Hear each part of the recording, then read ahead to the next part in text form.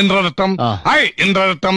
കമറോജി വയനാട് കണ്ടിട്ടില്ലല്ലോ, എന്നോട് പറയാം അതൊരു കാണേണ്ട സ്ഥലം തന്നെയാണ്. കുറച്ച് കഷ്ടപ്പെട്ടിട്ടാണെങ്കിലും ഒരു ദിവസം കൊണ്ട് നമ്മളുടെ ഔട്ട്ഫിറ്റ് ഇവിടെ സെറ്റ് ആയിട്ടുണ്ട്. പരിപാടി രാവിലെ ആയതുകൊണ്ട് വീട്ടിൽ നിന്നൊന്നും കഴിക്കാൻ പറ്റില്ല. അപ്പൊ കൈ കണ്ടൊരു കപ്പ് കേക്ക് ഒക്കെ എടുത്ത് ഞാൻ ഇറങ്ങിയതായിരുന്നു. വന്ന് നോക്കുമ്പോ ഇവിടെ ബ്രൈഡ് ഒരുങ്ങുന്നേ ഉള്ളൂ. കറക്റ്റ് 6:30 തന്നെ പരിപാടി തുടങ്ങുന്നു പറഞ്ഞിട്ട് 8:30 കഴിഞ്ഞിട്ടാണ് നമ്മൾ വീട്ടിൽ നിന്ന് ഇറങ്ങുന്നത്. ഇനിയിപ്പോ പരിപാടിയൊക്കെ കഴിഞ്ഞ് എപ്പ തിരിച്ചു വരും എന്നുള്ള കാര്യത്തിൽ ഞങ്ങൾക്കും ബ്രൈഡിനും ഒരു നിശ്ചയമില്ല എന്ന് തന്നെ പറയാം. അങ്ങനെ കഷ്ടപ്പെട്ട് വഴിയൊന്നും തെറ്റാണ് നമ്മളെ ഡെസ്റ്റിനേഷനിൽ എത്തിയിട്ടുണ്ട്. കമറോജി വയനാട് കണ്ടിട്ടില്ലല്ലോ, എന്നോട് പറയാം അതൊരു കാണേണ്ട സ്ഥലം തന്നെയാണ്.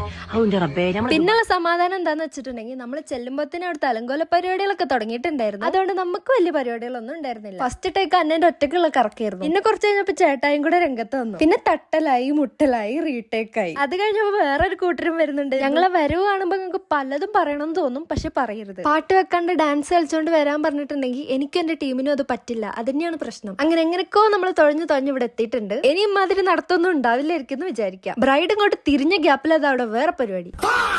പക്ഷെ നമ്മളെ പരിപാടി ഇവിടെ കഴിഞ്ഞിട്ടില്ല. ഇന്ന് ബ്രൈഡ് ടു ബീറ്റ് കൂടെ അവളുടെ ഹൽദീന്റെ ഷൂട്ട് കൂടെ ഉണ്ട്. നമ്മൾ ചെന്നപ്പോത്തിന് ഇവിടെ അടുത്ത അലങ്കോല പരിപാടികളും തുടങ്ങിയിട്ടുണ്ടായിരുന്നു. പിന്നെ ഫോട്ടോ സെക്ഷൻ കഴിഞ്ഞപ്പോ നമ്മൾ ഓരോരോ ഡാൻസ് അങ്ങ് ഇറക്കി.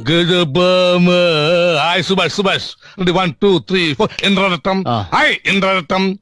ഗുജറാത്തി കഥള കെട്ടിയ മലയാളി പെൺ നാണു ഞാൻ. അങ്ങനെ ഇന്നത്തെ ഡാൻസും പരിപാടിയൊക്കെ കഴിഞ്ഞ് നമ്മള് പാക്കപ്പ് പറഞ്ഞു പോവാണ്. ഇവിടെ ഒരാളാണെങ്കിൽ ഫ്രണ്ട് എത്ര വിളിച്ചിട്ടും വരുന്നില്ല. അപ്പൊ പിന്നെ ഞാനൊരു സേഫ്റ്റിക്ക് വേണ്ടി അങ്ങ് പിടിച്ചു വെച്ചു. അങ്ങനെ ഫുഡ് കഴിക്കാൻ വേണ്ടി ഹോട്ടലിൽ കയറിയപ്പോ ഇവിടെ ആകമത്തൊരു മഞ്ഞമയം. വേറെ ഒന്നുമല്ല, നമ്മള് ഹൽദി കഴിഞ്ഞിട്ടാണല്ലോ വരുന്നത്. പിന്നെ കുറച്ചു നേരം കഥയൊക്കെ പറഞ്ഞിരുന്നപ്പോഴത്തേനും നമ്മള് ഫുഡൊക്കെ വന്നു. ഇനി പറഞ്ഞിക്കാൻ നേരമല്ല, ബാക്കി നാളെ കാണാട്ടോ.